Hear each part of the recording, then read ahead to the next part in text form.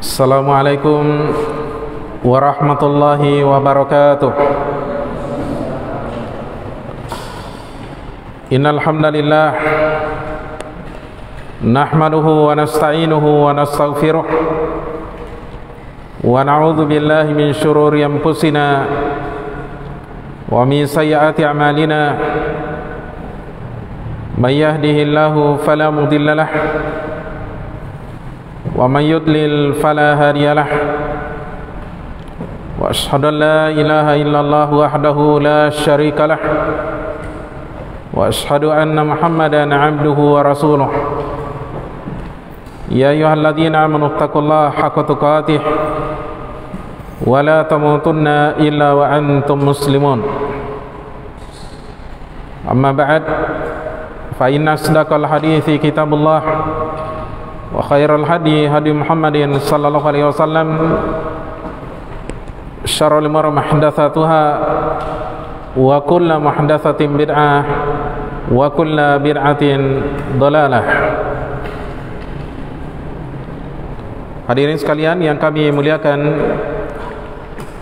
alhamdulillah di malam hari yang berbahagia ini kita kembali melanjutkan kajian rutin kita dalam membahas kitab Al-Adabul Mufrad, sebuah kitab yang ditulis oleh Al-Imam Al-Bukhari rahimahullahu ta'ala. Kitab ini merupakan kumpulan adab-adab Islam yang dibutuhkan oleh seorang muslim dalam kehidupan dunianya.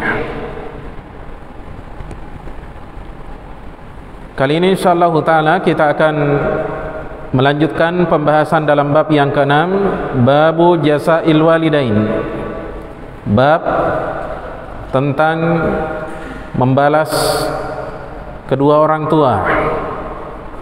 yakni apakah seorang anak bisa membalas kebaikan-kebaikan orang tuanya.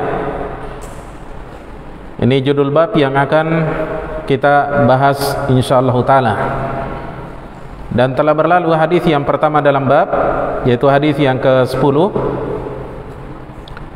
Dan kali ini insyaallah ta'ala kita akan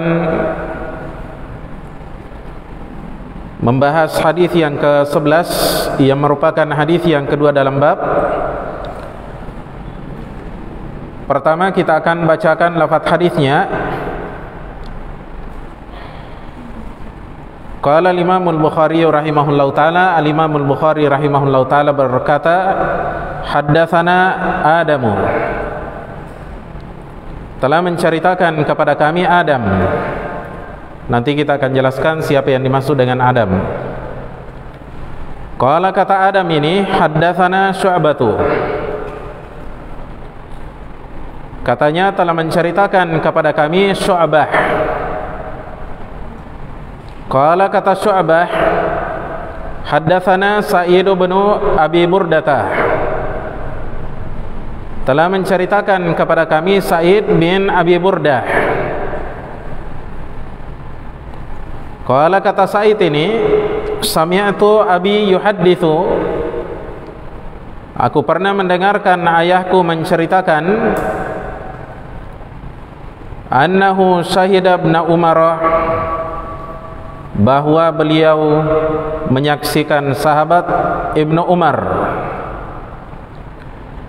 wa rajulun yamaniyun yatufu bil baiti, sedangkan seorang laki-laki dari Yaman yatufu bil baiti, bertawaf di sekitar Baitullah, yakni di sekitar Ka'bah. Hamala ummahu wara'a dhahrihi, dia menggendong ibunya di belakang punggungnya. Yaqulu, seraya dia katakan, yakni dia mengucapkan bait syair, dan bait syairnya ini termasuk al-bahru ar-rajas. Jadi syair itu ada jenis-jenisnya, ada rajas, ya ada yang lainnya, ada beberapa jenisnya. Kata orang ini dalam syairnya, inni laha ba'iruhal mudhallalu, sesungguhnya aku adalah ontanya yang tunduk kepadanya, artinya siap diperintah kemanapun dia hendak pergi. In udhirat rikabuha lam udhar, jika kendaraannya ketakutan, lam udhar, maka saya tidak ketakutan.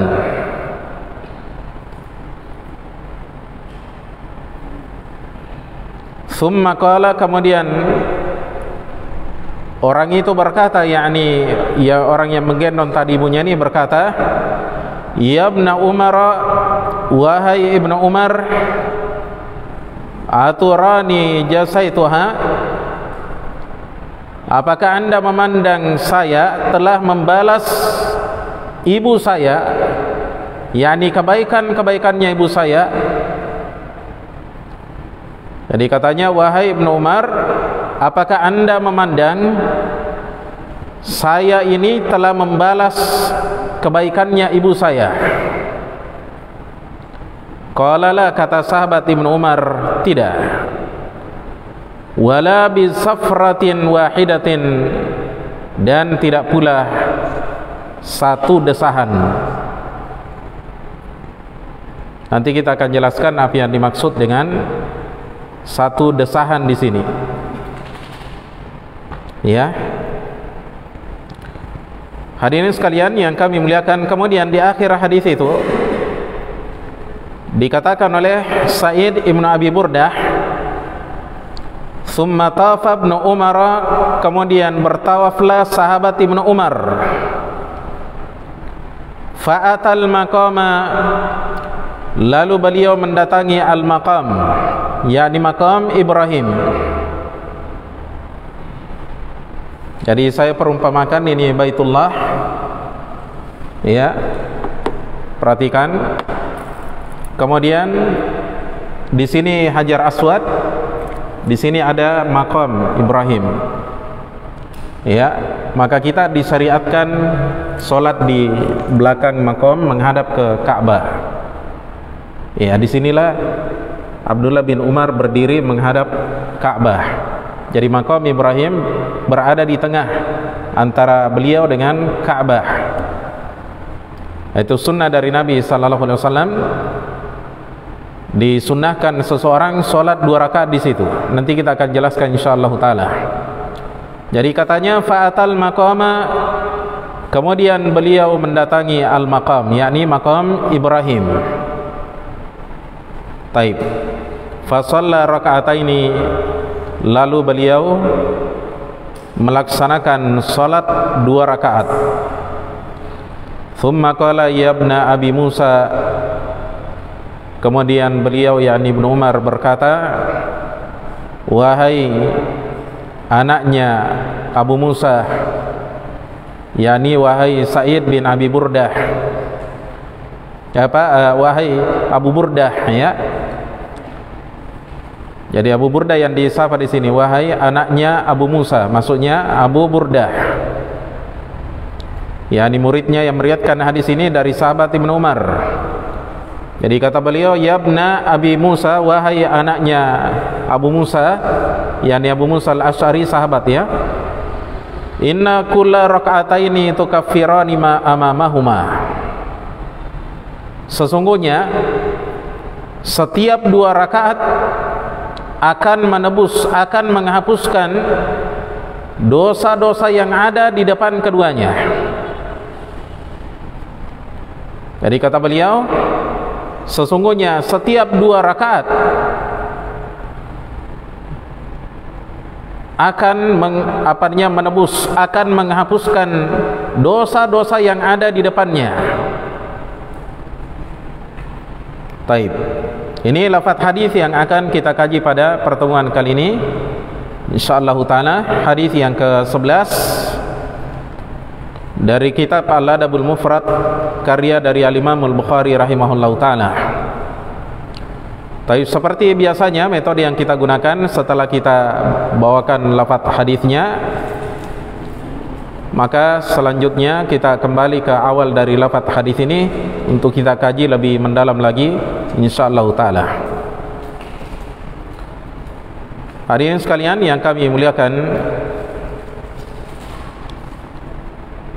kata Imam Al-Bukhari rahimahullahu taala ketika membawakan hadis yang ke-11 ini, haddatsana Adam. Yang dimaksud dengan Adam di sini ada Adam ibnu Abi Iyas.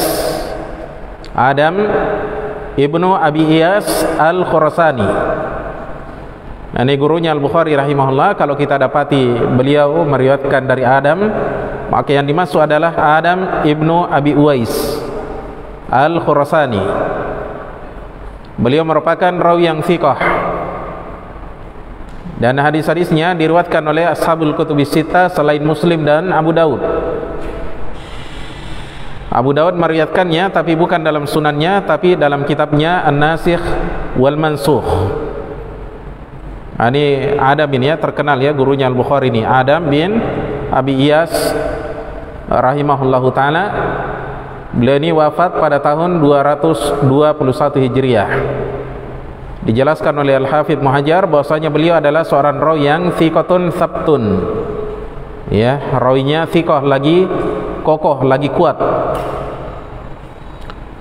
Kemudian kata Adam bin Abi Iyas ini, qala haddatsana Syu'batu, telah menceritakan kepada kami Syu'bah. Yang dimaksud dengan Syu'bah di sini jamaah sekalian adalah Syu'bah bin Al-Hajjaj Al-Wasiti Al-Basri. Biasa disapa dengan kunyanya Abu Bistam. Beliau merupakan seorang rawi yang thiqah. Bahkan dikatakan oleh Al-Hafidz Muhajar bahwasanya beliau adalah ya thiqatun hafidhun mutqinun. Bahkan Sufyan Ats-Tsauri menyatakan Amirul Mukminina fil hadis. Beliau ini orangnya thiqah ya. Gurunya Adam bin Abi Iyas rahimahullahu taala. Dan Syu'bah bin Al-Hajjaj ini rahimahullahu taala wafat pada tahun 160 Hijriah.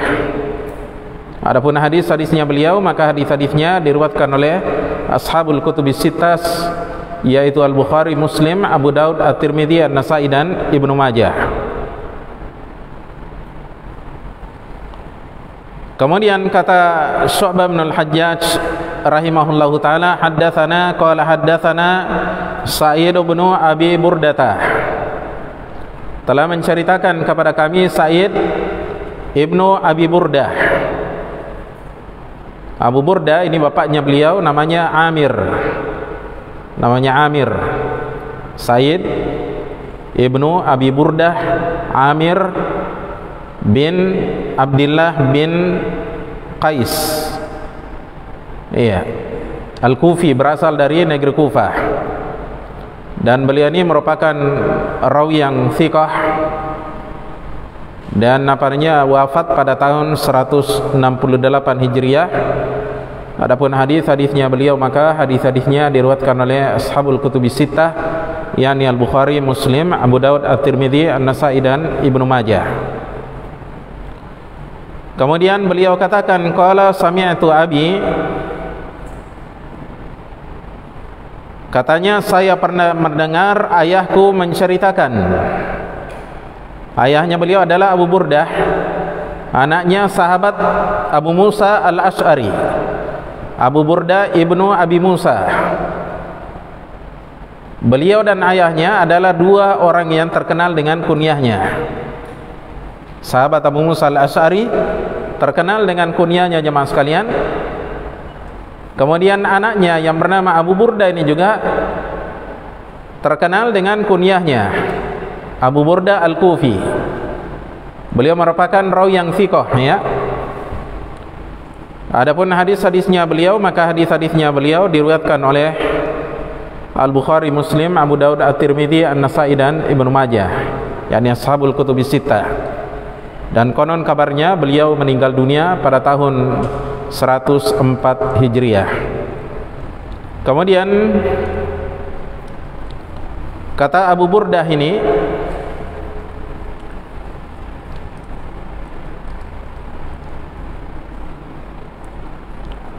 beliau di sini meriwayatkan dari gurunya ya.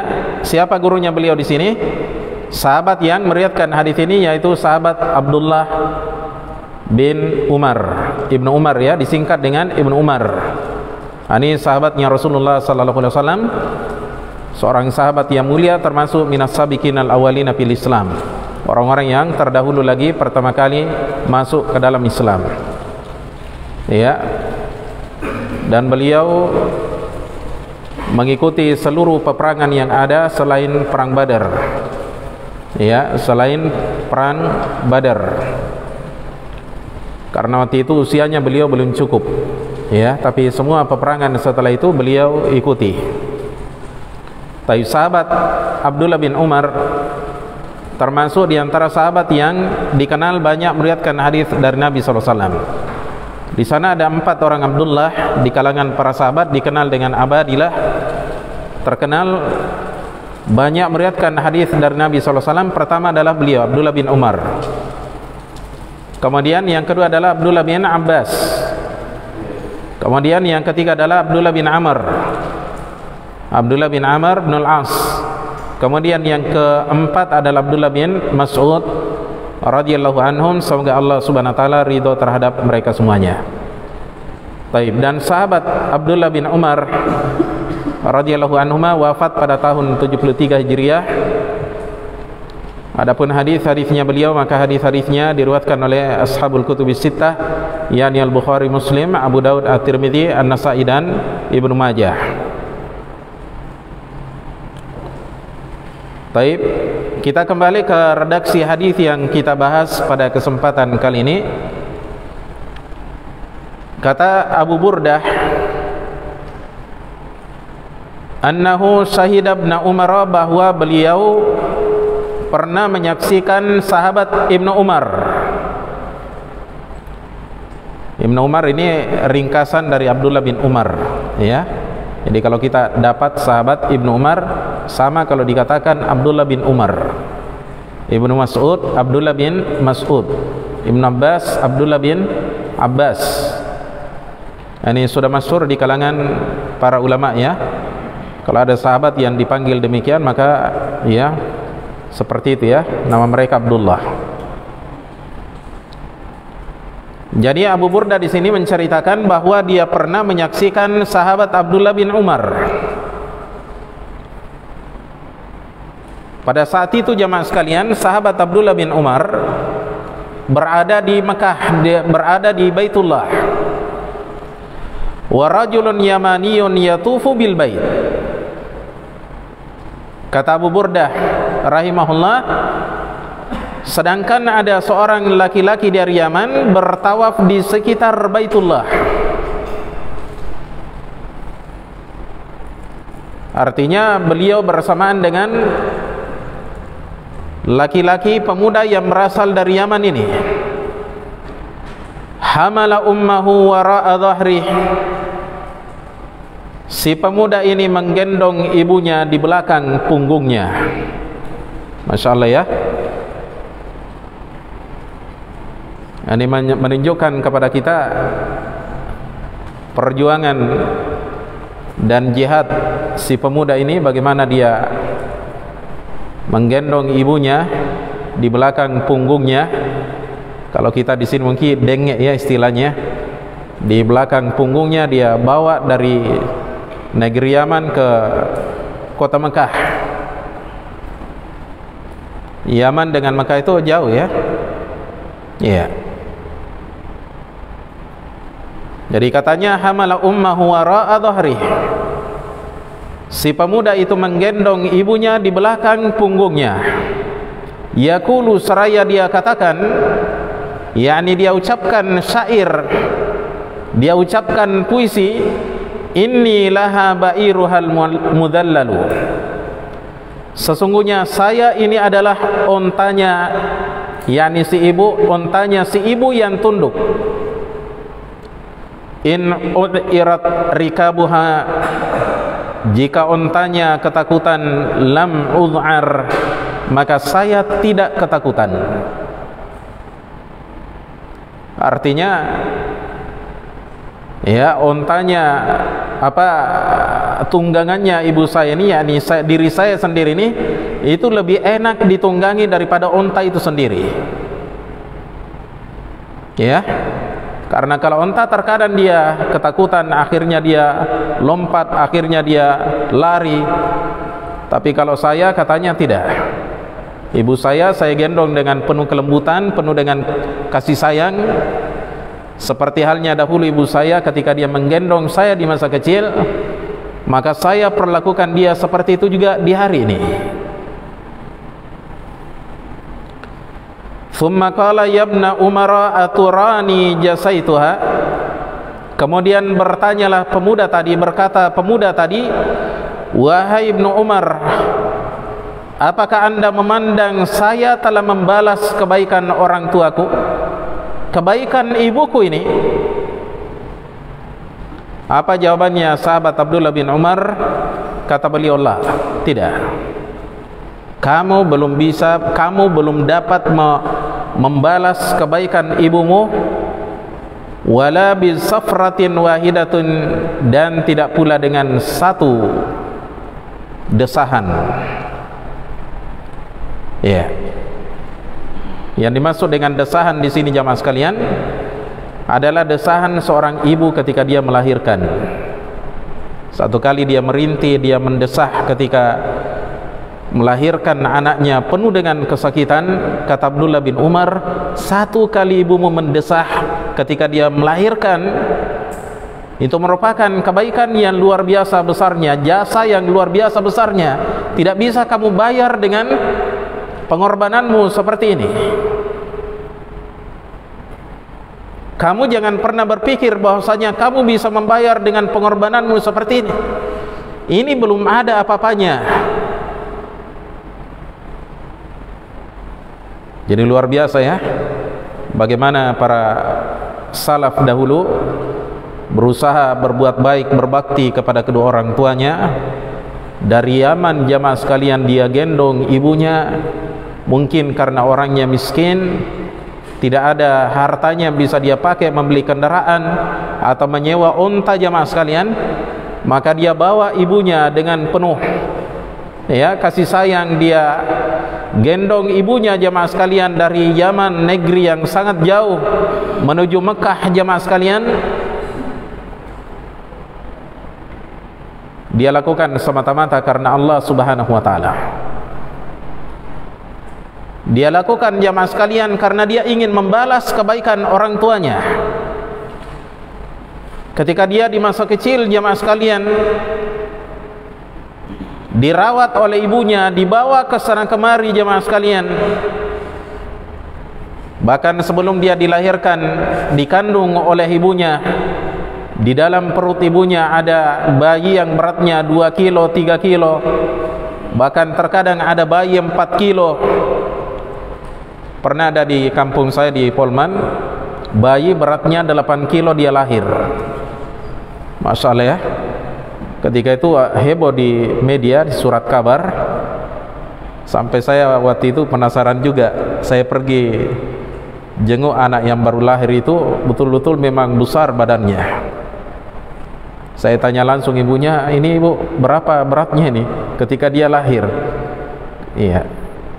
Katanya dia lahir nih anak, katanya 8 kilo. Sekarang ini sudah 10 kilo. Jadi waktu itu sudah tidak salah lewat 2 bulan naik badannya menjadi 10 kilo. Iya. Orang-orang berdatangan pergi lihat. Iya. Bayangkan ya, berat bayi yang seperti ini bawa ke sana kemari jamaah sekalian. Ini pasti akan membutuhkan tenaga dari seorang ibu. Pergi ke pasar belanja, ya, mencuci, memasak, atau misalnya menjemur pakaian, atau pergi kemana saja jamaah sekalian. Ini merupakan ya penderitaan dari seorang ibu untuk anaknya. Tidak pernah dia mengeluh, ya, dia bersabar membawa anaknya ke sana kemari jamaah sekalian. Terlebih lagi ketika dia sudah lahir, anaknya rewel misalnya, mengganggu tidur ibunya, tidak bisa tidur siang, tidur malam juga kurang. Kadang ada seorang ibu Ya, tidurnya hanya 3 jam dalam semalam. Ya, 3 jam dalam semalam. Karena anaknya rewel, jamaah sekalian. Karena ada bayi, kalau dia di siang hari dia tidur, di malam hari dia tidak tidur, dia ganggu orang tuanya. Ya, sehingga ibunya dengan bapaknya ini bergantian gendong anaknya, jagai anaknya. Karena kadang ada juga bayi, kalau dia tidak digendong dia rewel, menangis dia. Satu rumah diganggu semua. Pengorbanan seperti ini jamaah sekalian harus kita pahami, harus kita ingat selalu jamaah sekalian, supaya kita ini pandai-pandai bersyukur kepada Allah Subhanahu wa taala dan orang tua kita. Ada orang tua yang merawat kita jamaah sekalian, melahirkan kita antara hidup dan mati. Ada orang tua yang mendidik kita jamaah sekalian, memberi makan, memberi pendidikan. Kebaikan-kebaikan yang mereka lakukan terhadap sang anak ini jamaah sekalian, mereka lakukan tanpa pamrih. Tidak ada keinginan-keinginan dari mereka jamaah sekalian, kecuali karena sayangnya mereka terhadap anak-anaknya. Kadang orang tua rela memberikan jatah makannya kepada anaknya. Yang penting anaknya bisa makan. Dia hanya makan seadanya saja.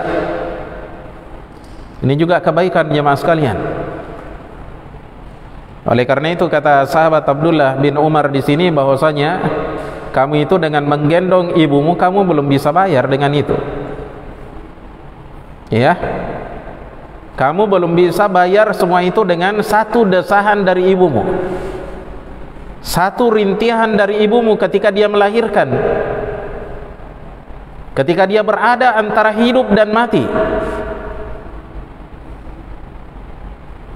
Jadi orang melahirkan itu sebenarnya ngeri-ngeri juga ya. Tapi seorang ibu yang selalu dia pikirkan hanya melahirkan anaknya. Ya, dia tidak mau ingat saya hidup, saya mati, tidak. Yang dia ingat jamaah sekalian bagaimana dia melahirkan anaknya dalam keadaan selamat. Tidak pernah kita dengar jamaah sekalian bahwasanya ada seorang ibu takut dia melahirkan karena dia takut mati misalnya. Tidak ada. Yang dia tunggu-tunggu jamaah sekalian adalah kelahiran anak yang sangat dia cintai. Ya. Hadirin sekalian yang kami muliakan, kemudian kata Abu Burdah melanjutkan penuturannya, "Tsumma tafa Ibnu Umar." Kemudian sahabat Abdullah bin Umar bertawaf. Fa'atal maqama, lalu beliau mendatangi al-maqam, yakni maqam Ibrahim. Konon kabarnya maqam Ibrahim ini tempat berdirinya Ibrahim ya ketika dia membangun Ka'bah. Ya, tempat dia berdiri di situ atau beristirahat di situ, itu namanya maqam Ibrahim. Ya. Dan Allah abadikan dengan adanya bekas kaki Nabi Ibrahim alaihi salatu wassalam di situ. Iya. Jadi makam di sini bukan makam Indonesia ya. Bukan kuburan itu, jangan sampai ada salah paham lagi. Wah, itu ada kuburan dalam masjid. Kuburannya siapa? Kuburannya Nabi Ibrahim. Makamnya Nabi Ibrahim. Padahal bukan makam Indonesia. Ya. Makom di situ tempat. Ya, bukan makna makam Indonesia ya, bermakna kuburan, bukan. Ini ada sebagian orang ya, pernah saya dengar dia salah paham ya. Dia kira katanya itu kuburannya Nabi Ibrahim, padahal bukan kuburannya Nabi Ibrahim di situ. Ya. Tidak ada kuburan di situ. Taib. Fa shalla raka'ataini, kemudian beliau melaksanakan salat 2 rakaat. Ini merupakan salah satu salat yang disunnahkan oleh Rasulullah sallallahu alaihi wasallam, sebutkan dalam sebagian hadis-hadis yang ada. termasuk hadis yang diceritakan oleh sahabat Jabir bin Abdullah tentang haji wada. Beliau ceritakan panjang lebar bagaimana manasik hajinya Nabi sallallahu alaihi wasallam. Nabi sallallahu alaihi wasallam di situ memerintahkan para sahabatnya untuk salat 2 rakaat. Di belakang apanya maqam Ibrahim menghadap Ka'bah. Ya, menghadap Ka'bah. Jadi kalau kita menghadap Ka'bah, di belakangnya maqam Ibrahim, di belakang kita ada Safa dan Marwah. Ya. Kemudian disebutkan dalam hadis yang lain juga jemaah sekalian bahwasanya Rasulullah sallallahu alaihi wasallam menganjurkan kita untuk membaca surah Al-Fatihah dan suratul Al-Kafirun ya. Pada rakaat yang pertama, kemudian pada rakaat yang kedua kita baca Al-Fatihah dengan suratul Ikhlas. Sunahkan oleh Rasulullah sallallahu alaihi wasallam. Iya. Nah, ternyata di sini disebutkan oleh sahabat Abdullah bin Umar radhiyallahu anhuma keutamaan salat 2 rakaat ini jemaah sekalian. Summa qala, kemudian beliau katakan, yakni sahabat Abdullah bin Umar katakan, yabna Abi Musa, wahai anaknya Abu Musa, wahai anaknya Abu Musa al-Ash'ari, yakni wahai Abu Burdah, inna kulla rak'ataini tukaffirani ma amamahuma, sesungguhnya setiap 2 rakaat akan menebus, akan menghapuskan dosa-dosa yang ada di depan keduanya.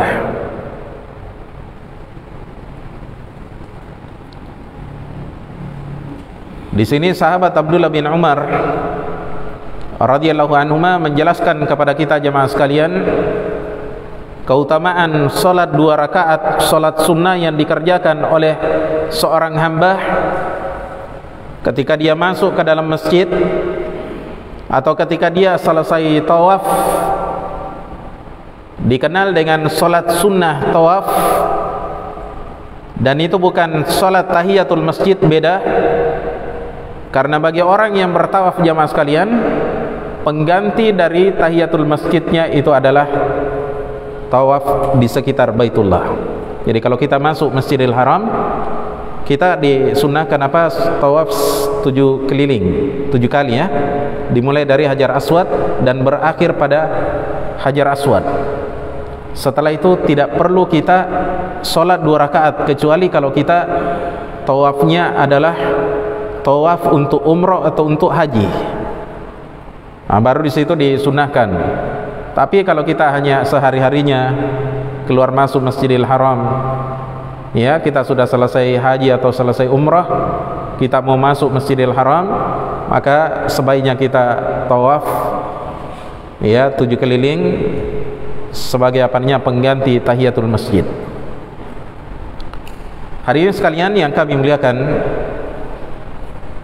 jadi sahabat Abdullah bin Umar radhiyallahu anhuma menjelaskan kepada kita bahwasanya salat sunnah 2 rakaat yang saya kerjakan di belakang maqam Ibrahim menghadap ke Baitullah ini merupakan salah satu salat sunnah yang akan menghapuskan dosa-dosa seorang hamba.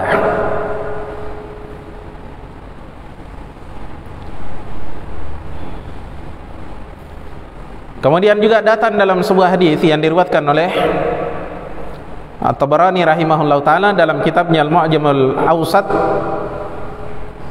dari sahabat Abu Hurairah radhiyallahu anhu, kata beliau, marra Rasulullah sallallahu alaihi wasallam bi qabrin, katanya Rasulullah sallallahu alaihi wasallam pernah melewati sebuah kuburan. Faqala, kemudian Nabi sallallahu alaihi wasallam berkata, bersabda, man sahibu hadzal qabr, siapakah pemilik kuburan ini? Kemudian para sahabat menjawab, qalu fulan, ini katanya adalah kuburnya fulan. Apa jawabannya Nabi sallallahu alaihi wasallam setelah itu? Kata Nabi sallallahu alaihi wasallam, rakaatani, 2 rakaat, ahabbu ila hadha, lebih dicintai oleh orang yang ada di kuburan ini, min baqiyati dunyakum, dibandingkan seluruh dunia kalian. Oleh karena itu jamaah sekalian, seorang muslim jangan meremehkan solat sunnah, karena ternyata seperti yang dikabarkan oleh Nabi SAW dan dikabarkan oleh sahabat Abdullah bin Umar radhiyallahu anhuma, bahwasanya solat sunnah ini sangat bermanfaat bagi seorang muslim, seorang hamba ketika dia berada di dalam kuburnya. Salat sunnah ini jamaah sekalian akan menjadi penyebab dosa-dosanya akan diampuni oleh Allah Subhanahu wa taala. Apalagi salat-salat sunnah yang sifatnya sunnah muakkadah. Sifatnya apa nih? Sunnah muakkadah, sunnah yang ditekankan di dalam agama kita, seperti salat-salat sunnah rawatib. Ya. Demikian pula solat-solat sunnah yang lainnya, solat duha, ya, atau solat pulang dari safar misalnya, sebelum kita sampai ke rumah singgah dulu di masjid, solat 2 rakaat baru pulang ke rumah. Termasuk solat tahiyatul masjid. Ini juga solat-solat sunnah yang harus kita perhatikan, karena ini merupakan solat-solat sunnah yang sangat dijaga oleh Rasulullah sallallahu alaihi wasallam. Salat tahajud termasuk juga, ya. Iya, salat tarawih di bulan Ramadan. Termasuk juga jamaah sekalian adalah salat sunnah 2 rakaat sebelum salat fajar. Ya, sebelum kita salat subuh jamaah sekalian, Nabi sallallahu alaihi wasallam katakan di dalam hadis yang diriwayatkan oleh Muslim dalam sahihnya, rakaatul fajri khairum minad dunya wa ma fiha. Salat sunnah 2 rakaat fajar jamaah sekalian, sebelum kita salat fajar, sebelum kita salat subuh, kata Nabi sallallahu alaihi wasallam, khairun minad dunya wa ma fiha, lebih baik dibandingkan dunia beserta dengan isinya. Ya, apalagi kalau dia solat wajib, solat 5 waktu yang kita kerjakan jemaah sekalian. Kalau solat sunnah seperti ini, bagaimana dengan solat wajib yang jauh lebih baik daripada solat-solat sunnah? Oleh karena itu seorang muslim ketika dia menjaga solat sunnahnya, jaga juga solat fardunya. Ya, jangan rajin menjaga solat sunnah sementara solat fardunya tidak dijaga. Karena ada sebagian orang seperti ini,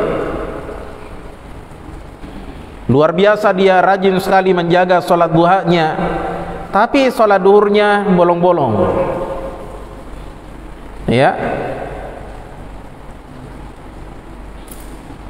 jadi seorang muslim ketika dia menjaga solat-solat sunnahnya, ya maka hendaknya dia menjaga solat-solat fardunya, karena solat fardu yang dia kerjakan jauh lebih besar keutamaannya dibandingkan solat sunnah yang dia kerjakan. Ya,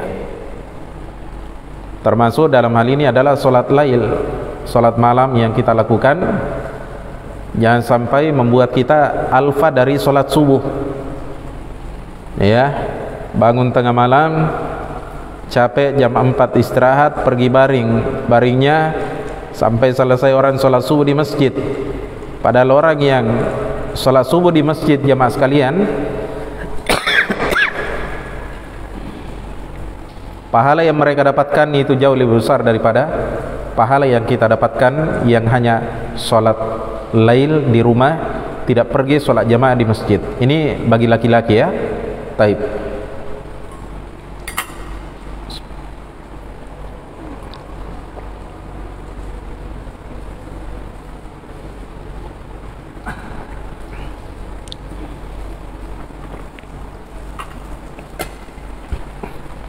Hadirin sekalian yang kami muliakan,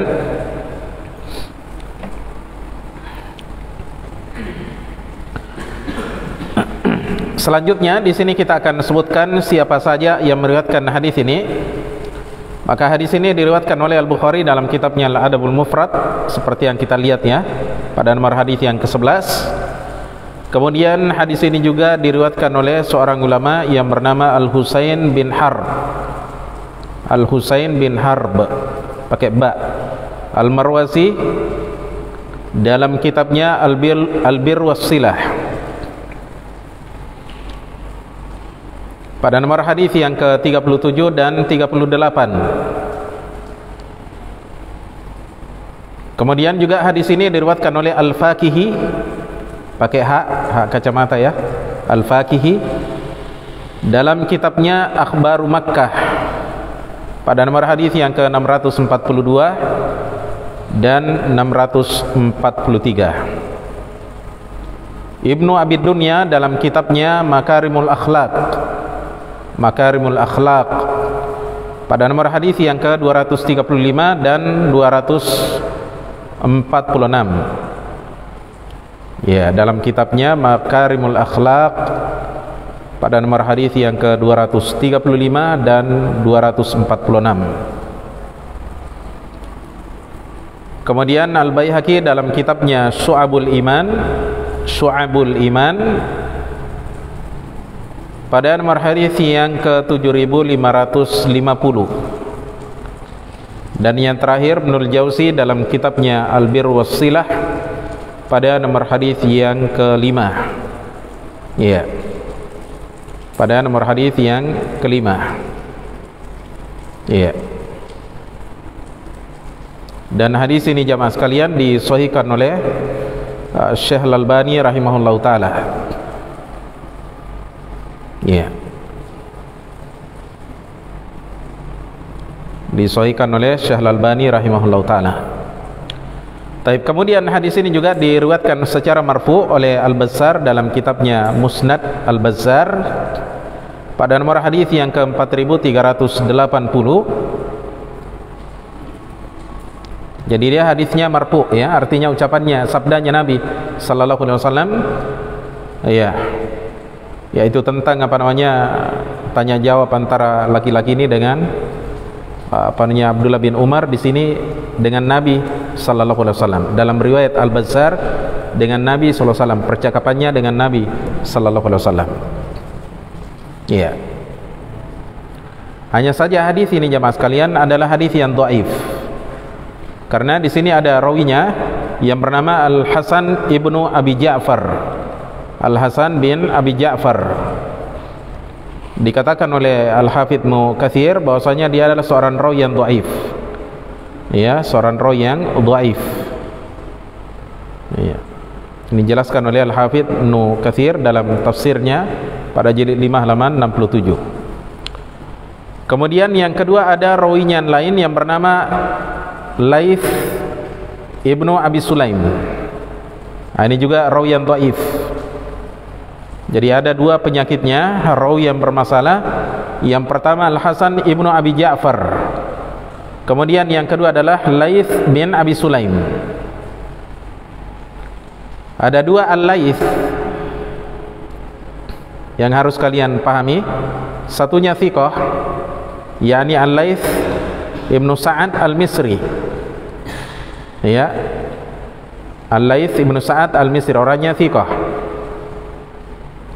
Nah, yang kedua adalah Al-Laits ibnu Abi Sulaim.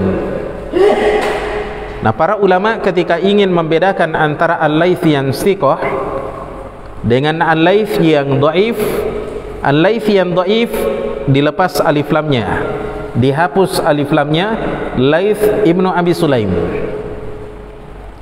Sebenarnya juga namanya Al-Laits sama. Cuma untuk membedakan dua orang ini jemaah sekalian, maka lepas dihapus apanya alif lamnya, Laits ibnu Abi Sulaim. Ya. Jadi kalau kita dapatkan dalam sanad hadis Al-Laits ada alif lamnya, bahwasanya dia adalah Al-Laits ibnu Sa'ad Al-Misri Al-Fahmi. Kalau tidak ada alif lamnya jemaah sekalian, biasanya adalah Sulaim Laits ibnu Abi Sulaim. Taib. Hadirin sekalian yang kami muliakan, jadi hadis yang kita bahas yaitu hadis yang ke-11 ini dari sahabat Abdullah bin Umar secara mauquf, artinya ini ucapannya beliau. Ya, hadis ini terhenti pada beliau dan ini adalah hadis yang sahih, disahihkan oleh Syekh Al-Albani rahimahullah taala. Adapun hadis yang marfu sampai kepada Nabi sallallahu alaihi wasallam maka hadisnya dhaif. Hanya saja di sini kita harus pahami bahwasanya apa yang diucapkan oleh sahabat Abdullah, ya Abdullah bin Umar di sini, bahwasanya seorang anak tidak bisa membayar, tidak bisa membalas kebaikan orang tuanya, ya, sekalipun satu desahan, satu rintihan orang tuanya dia tidak bisa balas.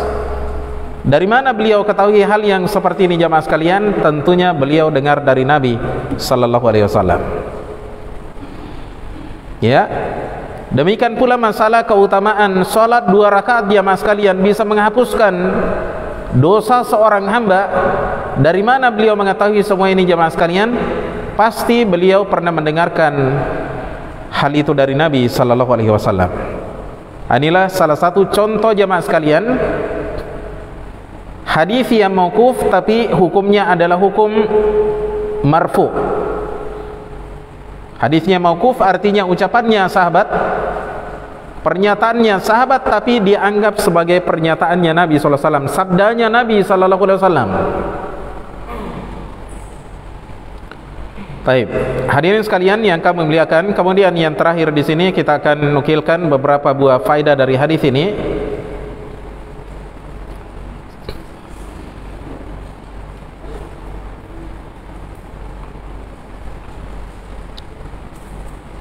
Faidah yang pertama kita nukilkan di sini dari seorang ulama kita yang bernama Al-Mawardi rahimahullahu taala dalam kitabnya Adabud Dunya Waddin. Adabud Dunya Waddin, kata Al-Mawardi pada halaman 150, kata beliau rahimahullahu taala, wajaba ayyakuna ta'attufu alaihinna, wajib katanya kasih sayang terhadap ibu, au farajasain li fi'lihinna, dengan balasan yang paling besar terhadap perbuatan mereka, yakni terhadap jasa mereka.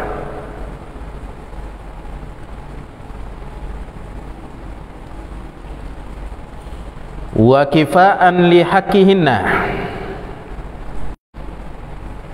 membalas, yakni menghargai haknya ibu.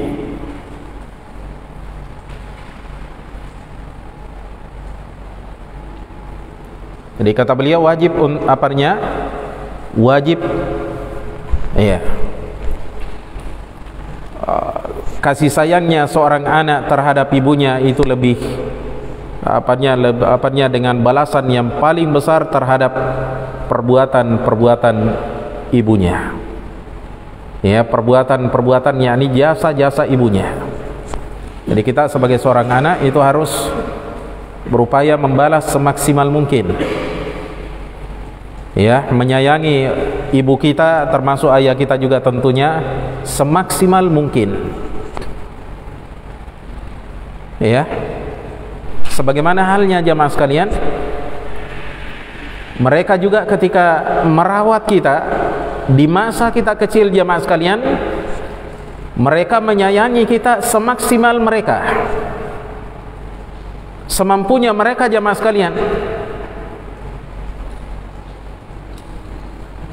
Bahkan kadang orang tua jamaah sekalian, ya, kadang orang tua rela dia sakit, rela dia menderita, rela dia capek jamaah sekalian, semata-mata karena dia sayang terhadap anaknya. Taib. Rela dia malu.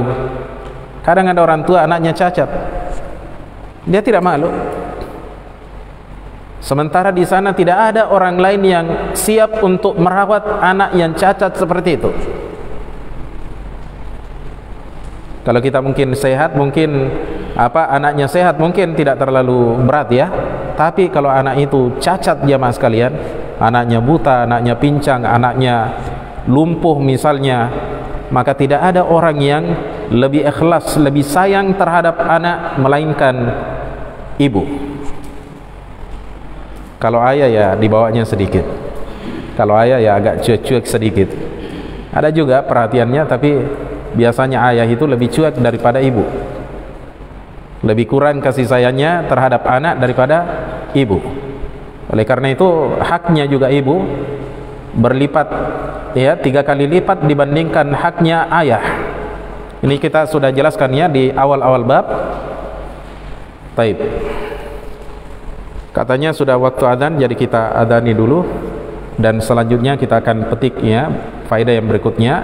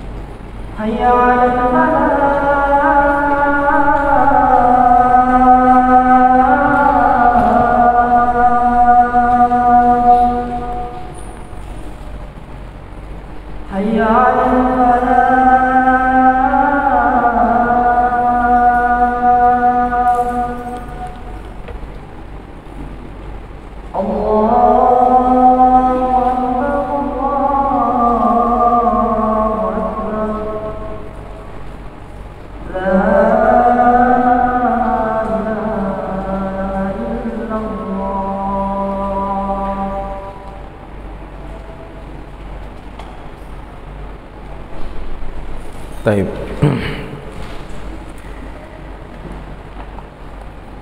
Jadi kata beliau, wajib ayyakuna at-ta'attufu alaihinna au farajasa'in li fi'lihinna. Wajib kasih sayang seorang anak terhadap ibunya iya, dengan sebesar-besarnya balasan terhadap jasa-jasa mereka. Jadi anak harus maksimal baktinya kepada orang tua. Seperti orang ini jamaah sekalian, kita lihat bahwasanya dia gendong orang tuanya ke Mekah. Orang tuanya ingin sekali berhaji. Ya. Maka tidak ada jalan bagi sang anak ini untuk merealisasikan keinginan orang tuanya kecuali dengan menggendong orang tuanya ke Mekah. Ya, maka dia lakukan jamaah sekalian, karena dia ingin membalas kebaikan orang tuanya. Walaupun ya dia tidak bisa balas sepenuhnya, tapi dia sudah bisa dia berusaha untuk membalas kebaikan orang tuanya sesuai dengan kemampuannya. Ya, jadi wajib ya seorang anak ya kasih sayangnya seorang anak itu dengan sebesar-besarnya balasan terhadap jasa-jasa ibu. Taib. Kemudian faedah yang berikutnya kita nukilkan dari seorang ulama kita yang bernama Zaid bin Muhammad Al-Madkhali hafidhahu rahimahullahu taala melalui kitabnya yang berjudul Aunul Ahadis Samad. Aunul Ahadis Samad pada jilid 1 halaman 21 kata beliau rahimahullah, kata Zaid bin Muhammad Al-Madkhali rahimahullah, fihi bayanu fadilati birril walidain. Di dalam hadis ini kata beliau terdapat penjelasan tentang keutamaan bakti kepada kedua orang tua.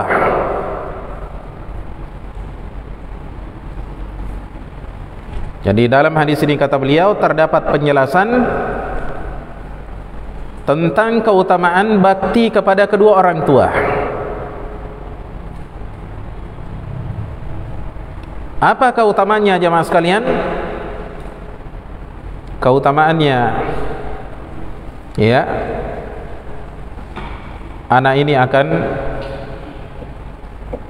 dibukakan baginya pintu surga jemaah sekalian seperti yang telah kita jelaskan sebelumnya. Iya.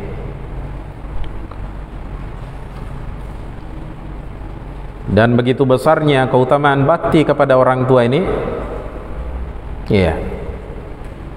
Sampai apanya sahabat Abdullah bin Umar mendorong si pemuda Yaman ini agar senantiasa memperbanyak baktinya, memaksimalkan baktinya kepada kedua orang tuanya supaya dia semakin mendapatkan keutamaan dari Allah Subhanahu wa taala.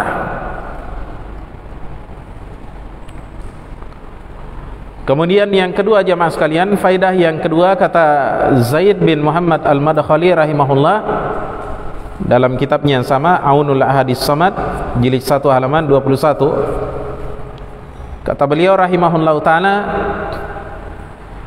wa bayanu annal walada,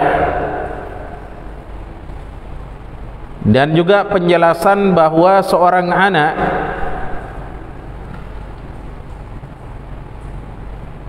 ini faedah kedua ya, dan juga penjelasan bahwa seorang anak mahma asda min ma'rufin, bagaimanapun usahanya dalam melakukan sesuatu yang ma'ruf,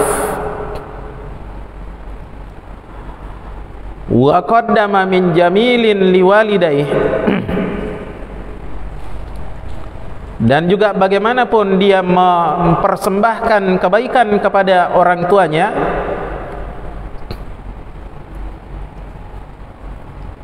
au ahadihima, ataukah kepada salah satunya, fa innahu la yastati'u ayyufiya haqqaha, maka sungguh sang anak tidak akan mampu untuk membalas haknya orang tua. Ya. Walakinnal amra, akan tetapi permasalahannya, kama qala Nabi sallallahu alaihi wasallam, sebagaimana yang disabdakan oleh Nabi sallallahu alaihi wasallam, saddidu wa qaribu,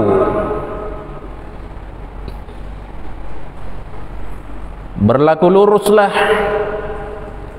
dan mendekatlah, wa absiru, dan bergembiralah kalian. Ini hadisnya riwayat Al-Bukhari dan Muslim. Situ Nabi SAW menjelaskan bahwasanya saddidu wa qaribu, berjalan luruslah kalian. Kalau tidak bisa berjalan lurus, ya minimal mendekat-dekat sedikit. Kalau tidak bisa 100%, ya 90%. 90% tidak bisa, 80%. Artinya berusaha semaksimal mungkin wa abshiru, dan bergembiralah kalian. Iya. Jadi di dalam hadis ini kata Syekh Zaid bin Muhammad Al-Madkhali rahimahullahu taala, di dalam hadis ini terdapat penjelasan bahwasanya seorang anak bagaimanapun dia berusaha melakukan sesuatu yang ma'ruf, ia mempersembahkan sesuatu yang indah, sesuatu yang baik untuk kedua orang tuanya, ataukah kepada salah satu orang tua dari kedua orang tuanya, fa innahu la yastati'u ayyufiya haqqaha, maka sungguh sang anak tidak akan mampu untuk membalas haknya orang tua secara sempurna. Ya, tapi ya sekalipun kita tidak bisa membalasnya 100%, maka seperti kata Nabi SAW, saddidu wa qaribu, berjalan luruslah, maksimallah. Kalau tidak bisa maksimal 100%, ya minimal mendekat-dekat sedikit, 90, 80, sesuai kemampuan kita. Jangan sama sekali kita tidak berusaha, ya. Taib. Kemudian faedah yang berikutnya masih dari Said bin Muhammad Al-Madkhali rahimahullahu taala, dalam kitabnya yang sama, Aunul Ahadis Samad, jilid 1 halaman 21, kata beliau, wa fil hadithi dalilun aidan ala idhami ajris salawatir rawatibi. Di dalam hadis ini kata beliau terdapat dalil ala idhami ajris salawat ar-rawatib, tentang dalil tentang apa? Agungnya pahala solat sunnah rawatib, wan nawafili, dan amalan-amalan sunnah yang lainnya, wa ma fiha minal ajril azimi, dan segala sesuatu yang di dalamnya terdapat pahala yang besar. Iya. Salah satunya juga adalah bakti kepada kedua orang tua. Ya. Faraqatani yaqumu bihimal insanu min lailin aw naharin. Jadi 2 rakaat yang ditunaikan oleh seorang manusia, baik itu di malam hari ataukah di siang hari, tatawuan, sebagai bentuk kerelaan dia lakukan. Artinya dia tidak dipaksa, dia rela melakukannya karena mencari pahala. Kaffarallahu azza wa jalla biha dzunubah, maka Allah subhanahu wa ta'ala akan mengampuni dosa-dosanya dengan sebab ya amalan-amalan tersebut. Majatuni batil kabairu, selama dosa-dosa besar ditinggalkan, dijauhi.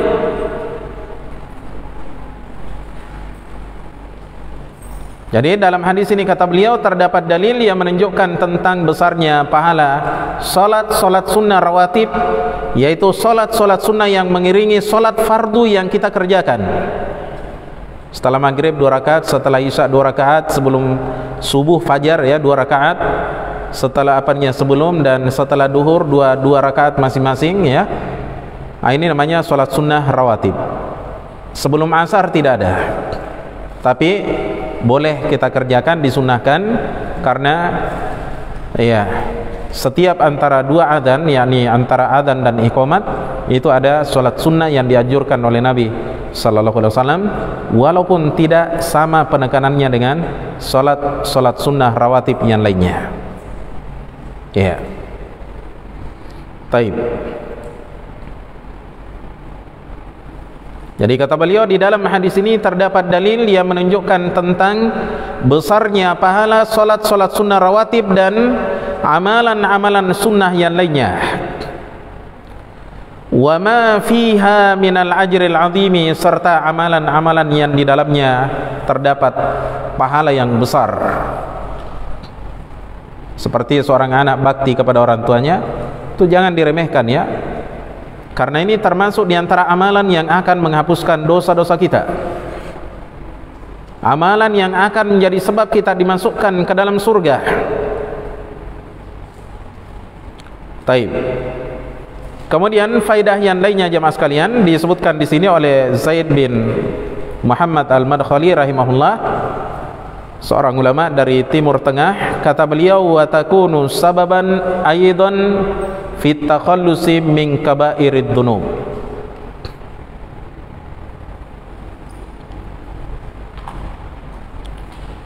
Salat sunnah akan menjadi sebab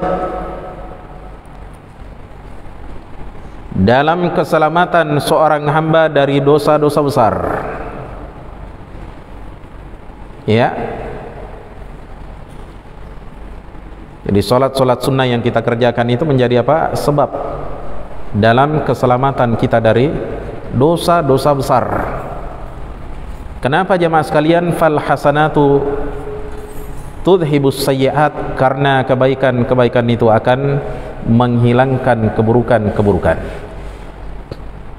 Kemudian beliau bawakan firman Allah Subhanahu wa taala, kama qala Allah azza wa jalla, sebagaimana Allah azza wa jalla berfirman, yakni dalam surah Hud pada ayat yang ke-114, innal hasanati yudhibnas sayyi'at, sesungguhnya kebaikan-kebaikan itu akan menghapuskan keburukan-keburukan. Ayat ini turun jemaah sekalian terkait dengan seorang sahabat, seorang pemuda, ya, belum menikah, kasihan, sudah mau sekali menikah tapi tidak ada uangnya. Tiba-tiba lewat di depannya seorang wanita yang cantik, ya, dari belakang dia peluk, kemudian dia cium. Ini terjadi ya di zamannya Nabi SAW. Tapi setelah kejadian tersebut jemaah sekalian, dia menyesal. Kenapa dia melakukan hal tersebut?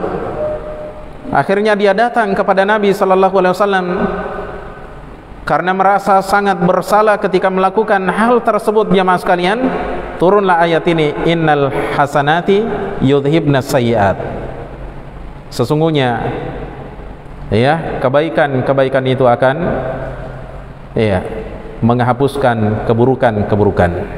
Kemudian setelah itu Allah memerintahkan kita untuk menjaga solat-solat kita.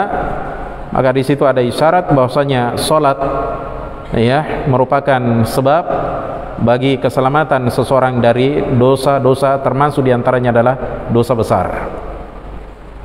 Ya.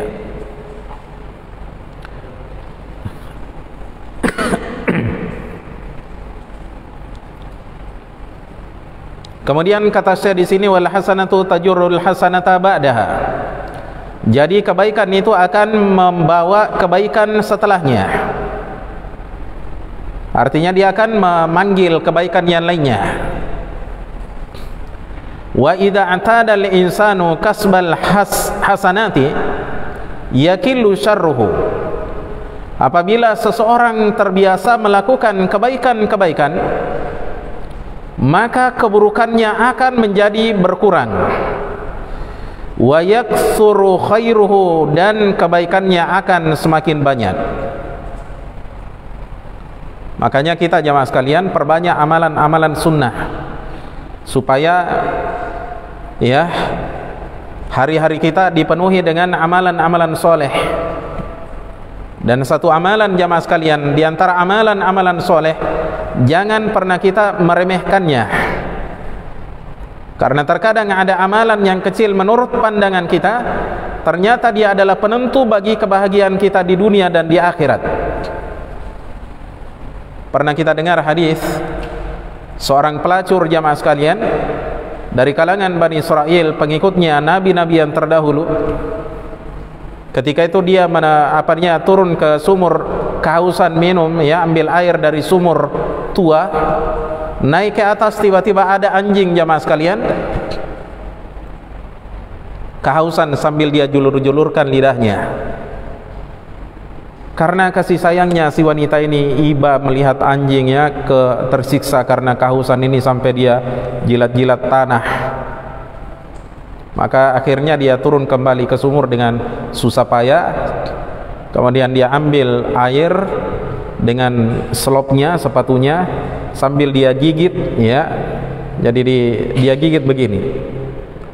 Air di sini dia jaga betul supaya tidak tumpah-tumpah. dengan susah payah dia naik ke atas. Akhirnya dia beri minum anjing itu. Di akhir hadis itu Nabi SAW terangkan bahwasanya si wanita ini dosa-dosanya kemudian diampuni oleh Allah dan dimasukkan ke dalam surga. Dari apa sebabnya jamaah sekalian? Awalnya apa jamaah sekalian? Amalan yang dianggap remeh oleh sebagian orang. Anjing dia kasih minum. Ini kebaikan yang diremehkan oleh kebanyakan orang di antara kita. Tapi ternyata jamaah sekalian, satu kebaikan yang kecil seperti ini jamaah sekalian membuka kesadaran wanita ini untuk melakukan kebaikan demi kebaikan sampai kemudian dosa-dosa besarnya diampuni oleh Allah Subhanahu wa taala dan pada akhirnya dimasukkan ke dalam surga. Makanya ulama kita menjelaskan bahwasanya amalan-amalan soleh itu antara satu dengan yang lainnya seperti orang yang bersaudara. Sebagaimana halnya dosa jamaah sekalian, antara satu dosa dengan dosa-dosa yang lainnya seperti orang-orang yang bersaudara saling memanggil jamaah sekalian. Kalau satu datang, yang lainnya akan datang. Oleh karena itu jamaah sekalian, para ulama kita mewanti-wanti kita agar jangan meremehkan satu dosa jamaah sekalian, sekalipun dosa itu menurut kita adalah dosa kecil. Apalagi kalau memang dosa besar. Ya, taib.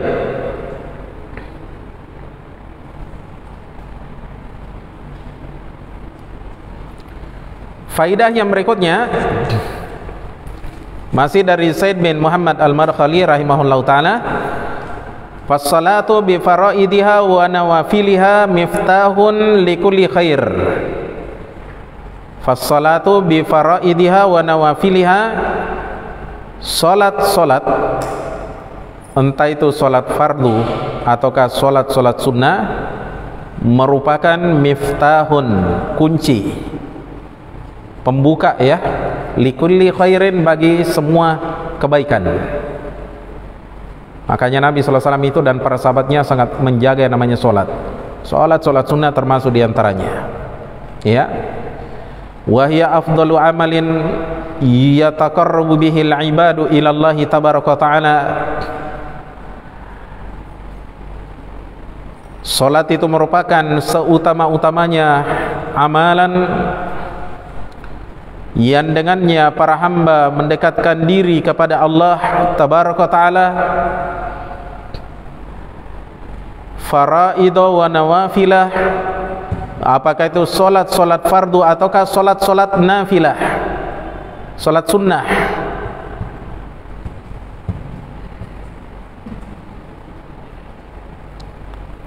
Haitsu innaha afdalul ibadatil amaliyati, di mana solat ini jamaah sekalian adalah seutama-utamanya ibadah amaliyah.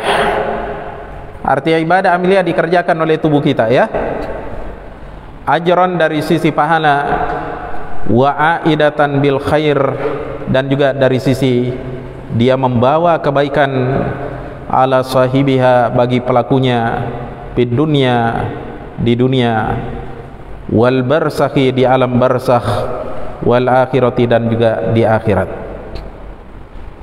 Ya, sudah saya jelaskan tadi hadis dari sahabat Abu Hurairah, riwayat Tabrani dalam Al-Mu'jam Al-Awsat, kata Nabi SAW ya, rak'atani ya ahabbu ila hadha min baqiyati dunyaku, 2 rakaat bagi orang yang ada di dalam kubur ini lebih dia sukai dibandingkan seluruh dunia kalian.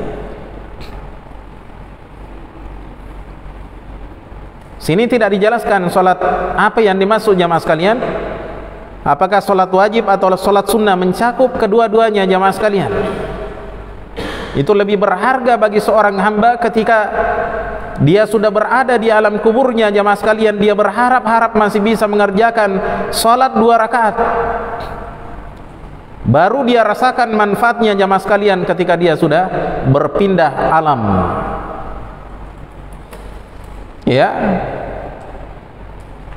Ya, tapi tentunya di sini salat sunnah ya, salat yang kita kerjakan jamaah sekalian ya harus diiringi dengan keikhlasan.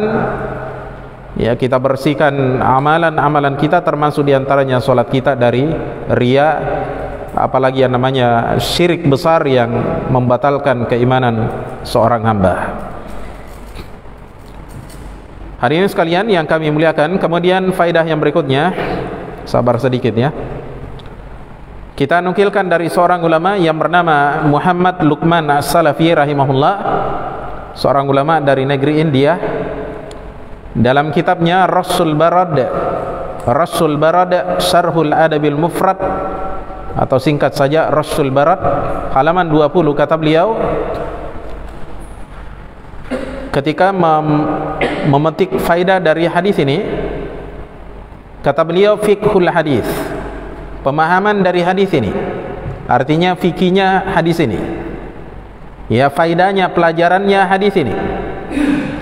Yang pertama kata beliau, al-awwalu al-hathu ala khidmatil ummi. Yang pertama kata beliau, anjuran untuk berkhidmat kepada ibu. Berkhidmat itu membantu, melayani, berbuat baik kepada ibu. Seperti di sini laki-laki ini dari Yaman, ya, dia gendong mamaknya pergi haji dari Yaman ke Mekah. Ketemu dengan sahabat Abdullah bin Umar. Ya. Dan peristiwa yang seperti ini jemaah sekalian pernah terjadi pada Uwais Al-Qarani. Pernah kita dengar ya? Uwais Al-Qarani juga dari Yaman. Ya. Tapi ini faedah yang pertama disebutkan oleh Muhammad Luqman As-Salafi rahimahullah, hafizahullah. Asani, yang kedua kata beliau, faedah yang kedua, idhamu haqqil walidaini 'alal aulad. Agungnya hak kedua orang tua atas anak-anaknya. Ya. Kemudian yang ketiga, as-salatu tukaffirus shaghaira minadz dzunub.